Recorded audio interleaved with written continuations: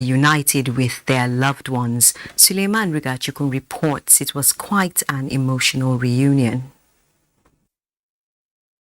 For the first time after several months without seeing one another, the family of General Idris Garba, former military governor of Kano State, reunite with their family member Abubakar Idris Garba, his wife and 4 children who spent 5 months in captivity. It was an emotional encounter. Mariam Abubakar Bobo, a wife of Abubakar Idris Garba, said it was traumatizing, spending months with her 4 children under this comforting condition. It hasn't been easy.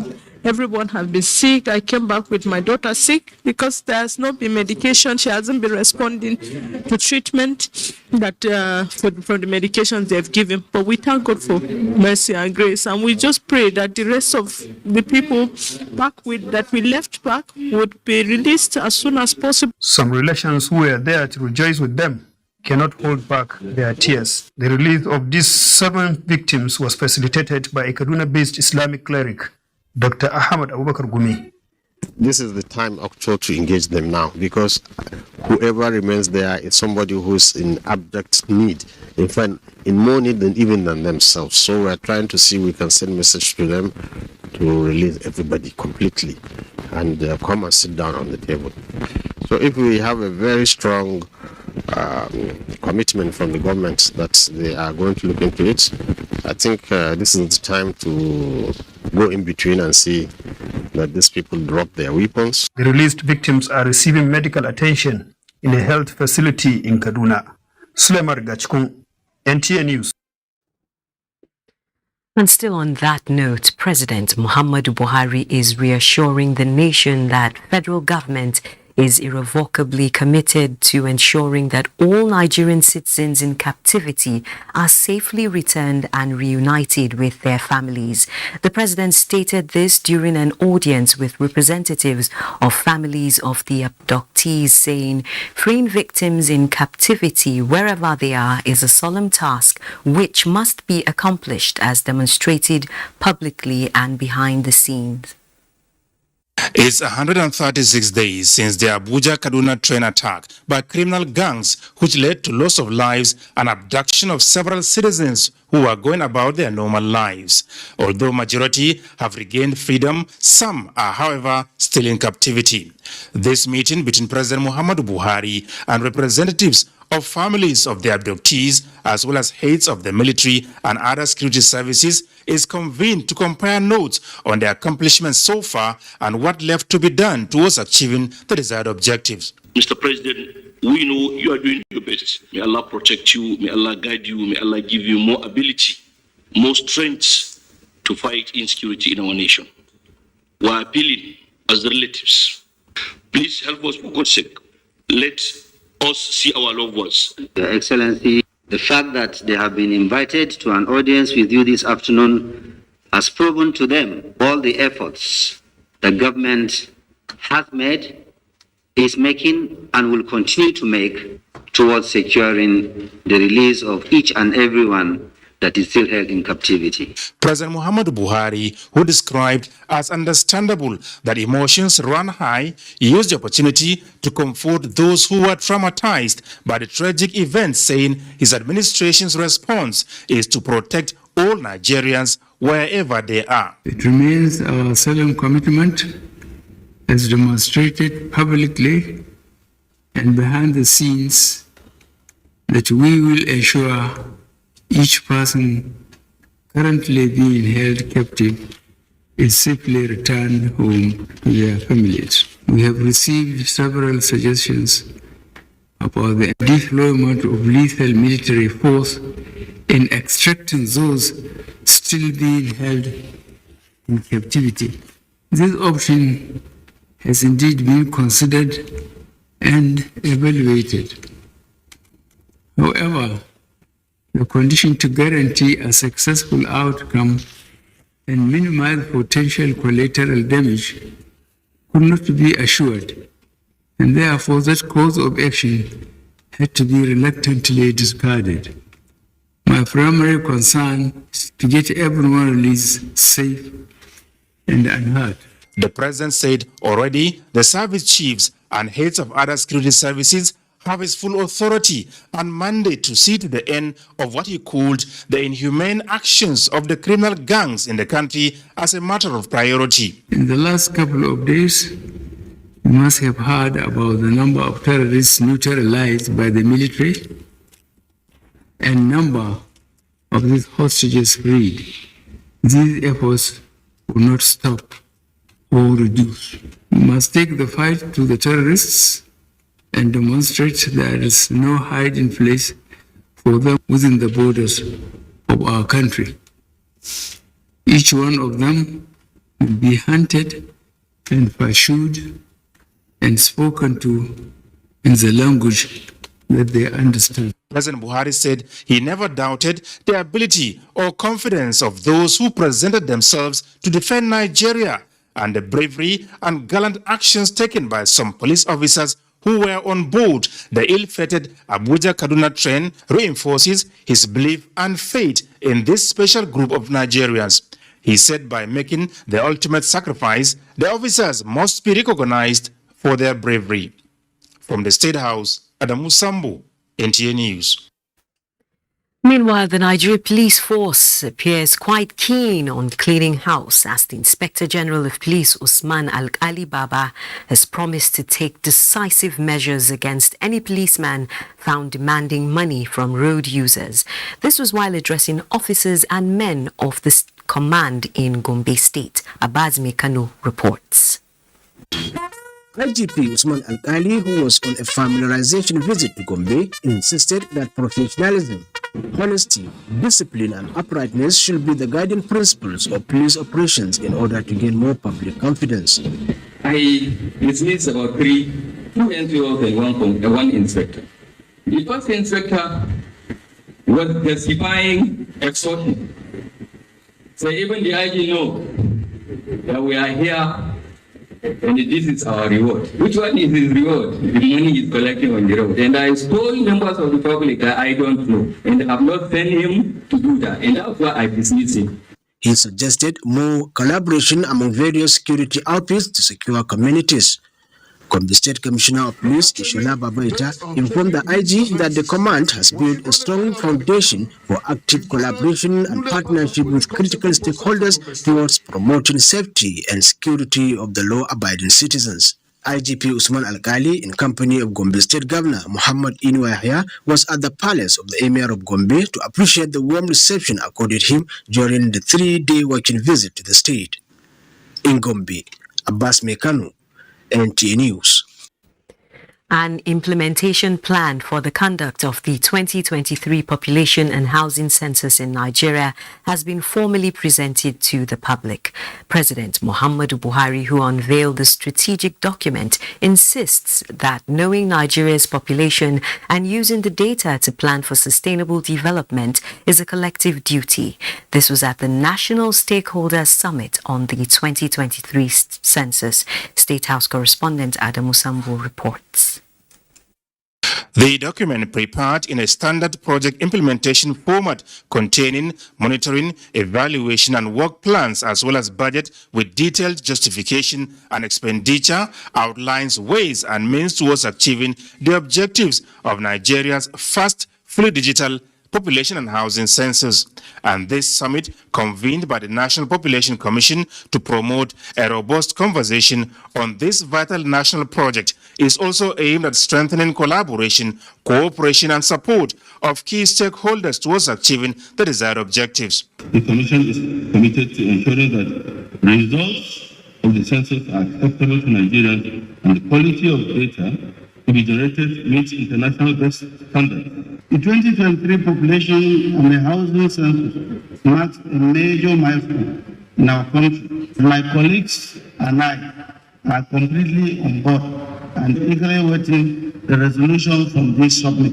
The National Assembly will develop an action plan to work in synergy with the executive to facilitate the smooth conduct of the 2020 civil census project to generate credible, reliable data for national planning and sustainable development. President Muhammadu Buhari, who described as worrisome that despite Nigeria's high-ranking position on the global demographic map, its population censuses have been conducted irregularly and at intervals longer than the UN recommended 10 years. This irregular and long interval of census taken in Nigeria has denied the nation the huge benefit of comprehensive baseline data for evidence-based decision-making. Knowing Nigeria's population and using the data to plan for the people and future generation is a collective duty we owe this nation. The president, who expressed the conviction that the National Population Commission has the capacity to deliver a reliable and credible census, said the government is also satisfied with the deployment of technology, which he said will enhance the quality of data and inspire confidence of the Nigerian people and acceptability of the census results. We must all resolve that this duty is satisfactorily carried out in the firm belief that what has joined us together as a nation and our common destiny are far stronger than the negative forces that tend to drive us apart. The 2023 census data is also needed to tackle the security challenges bedeviling the country, as it will give an overview of the population, where we are and who we are. The Oni of Ife, who is the co-chairman of the National Council of Traditional Rulers, described the 2023 population and housing census as a formidable legacy that will be left for Nigeria, and applauded the Buhari presidency for proving to Nigerians that things can indeed work in the country. Now, we might not feel the impact of these legacies, but in the foreseeable future in this country, all of us will still come together and realize what he has actually done for our dear country. We should give a standing ovation for our president.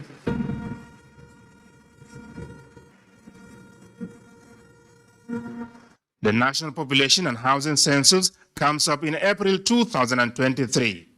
From the State House, Adamu Sambu, NTA News.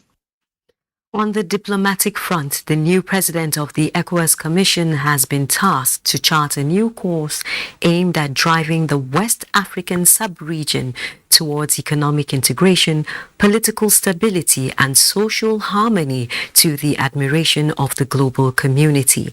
President Muhammadu Buhari threw the challenge while granting audience to the new management of the commission on a courtesy visit.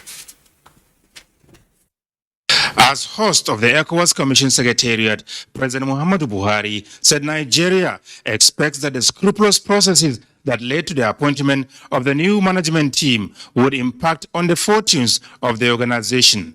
This, he said, are in terms of efficient and effective service delivery that bears positive effect on the lives of West African citizens. The students of ECOWAS must directly feel the impact of our organization through people-oriented programs and projects that include effective advocacy around core issues of concerns to the sub-region. The key to the realization of your success will no doubt be a determination to be transparent and credible in your actions and activities. The manner and processes of employment into the Commission must reflect our concerns for justice, equity, fairness, and transparency, and the new team must not shy away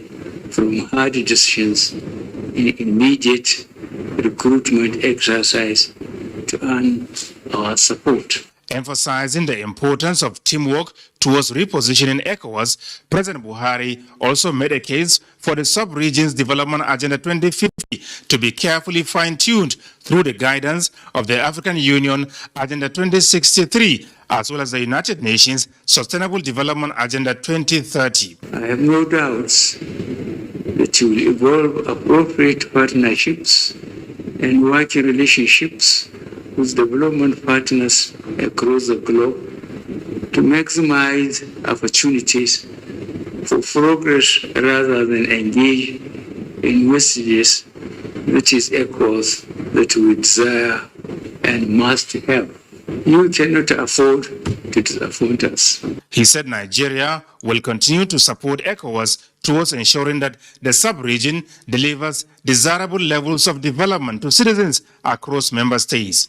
President of the ECOWAS Commission, Dr. Aliyu Toure, assured President Buhari that the new management team would work with member states to pursue their objectives and make ECOWAS institutions more functional, responsive and responsible. I can report to Your Excellency that the transition in Mali and Burkina Faso is on course. In the Republic of Guinea, the situation there requires a lot of attention. It is important that we focus a lot on peace and security, but we also want ECOWAS to be felt by the ordinary person in the villages in the various ECOWAS member countries. The ECOWAS new management team, comprising 7 commissioners, is a product of the ongoing reforms aimed at saving costs and becoming smart-oriented to efficiently deliver needed results.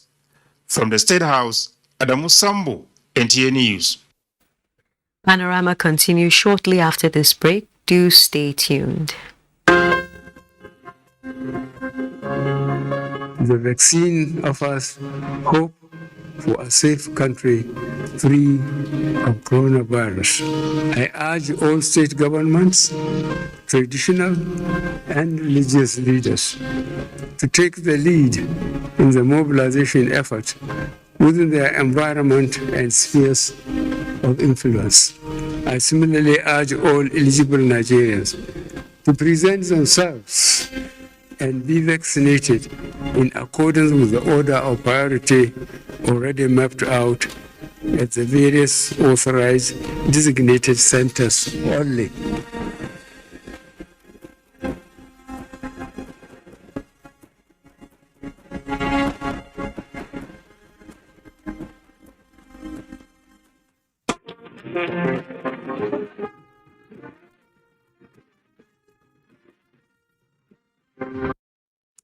This is News Panorama. Thanks for staying tuned. Nigeria's First Lady Aisha Buhari has pledged to support and promote breastfeeding among women through regular education and sensitization, urging fathers to also encourage the process.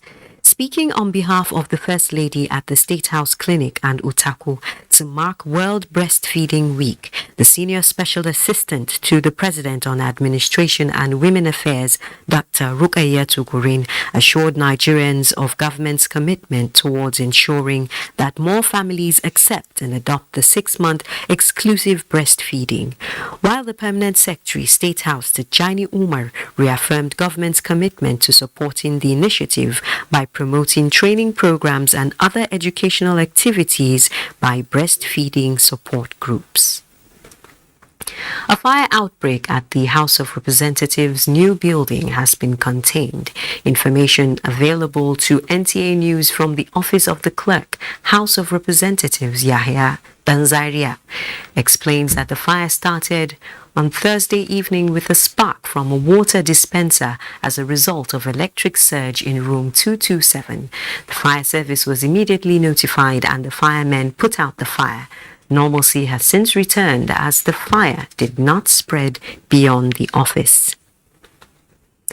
The Minister of Humanitarian Affairs, Disaster Management and Social Development, Saidia Umar Farouk, has been applauded for smooth humanitarian interventions in managing disasters. The latest rating is coming from the Conference of Civil Societies of Nigeria. Ikechukundukwi reports. Nigeria is faced with multiple humanitarian crises arising from insurgency and the global food shortage due to Russian-Ukrainian war. The Conference of Civil Society of Nigeria calls the Ministry of Humanitarian Affairs, Disaster Management and Social Development best in terms of humanitarian response. The ravaging insecurity makes humanitarian operations difficult. Supply routes in most parts are interrupted by terrorists and bandits who pose high risk to humanitarian staffs and materials. We call on the public, Nigerians, the civil society, citizens, the international community, the United Nations, bilateral and multilateral partners to support the humanitarian response in Nigeria. The conference, leveraging on the ministry's interventions like the Government Economic Enterprise Program KEEP, conditional cash transfer, and the National Homegrown School Feeding Program, as providing relief to millions of beneficiaries across the nation. NTA News. In a situation that could best be described as soul-lifting, some Christian groups have organized a praise and worship program in Abuja to seek God's intervention in lifting Nigeria's socio-economic challenges. Kenneth Nanim reports. Christians across the country have continued to demonstrate faith in God through intercessory prayers and thanksgiving.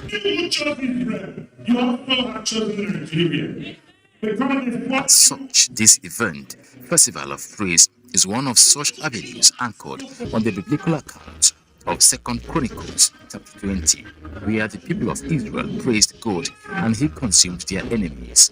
In our present situation, everybody is calling for divine intervention.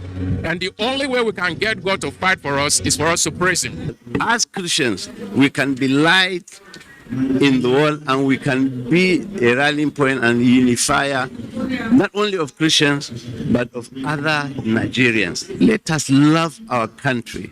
There is so much God has given us in this country. The program also emphasized the need for Nigerians to confess the country in a positive light and demonstrate unity of purpose in the forthcoming general elections. Vote the candidate you want, whether he belongs to any religion, is not your problem. But let's get a person that can lead this country and give us a new face of life. Indeed, it was a harvest of soul-lifting songs from different choral groups that organizers say will be replicated in the 6 geopolitical zones of the country. Kenneth Nanim, NTA News. Thank you, Kenneth. Let's now join our sports desk for updates.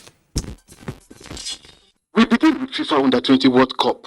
Nigeria's Falconets opened their campaign of the 2022 FIFA Under-20 Women's World Cup in Costa Rica with a win over European champions France in Group C, claiming the 3 points. Top striker Floris Sebastian netted the only goal 5 minutes from regulation time in a rain-soaked encounter which see the match stopped by the referee after 20 minutes of play due to the poor weather condition.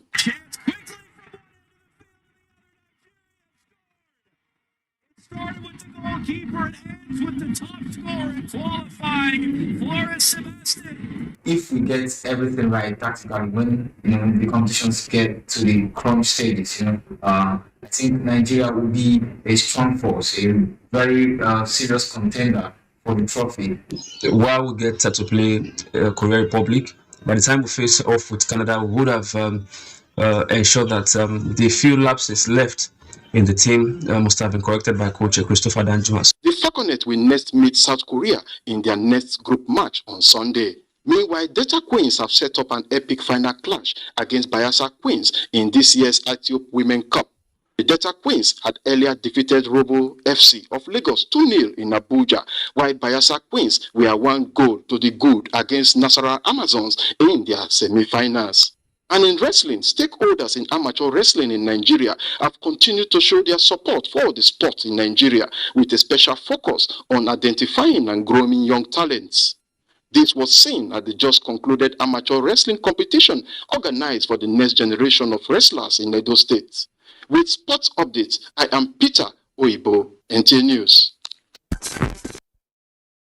That concludes the news on Panorama. Thanks for watching. Remember to keep supporting NTA's campaign against rape and rapists.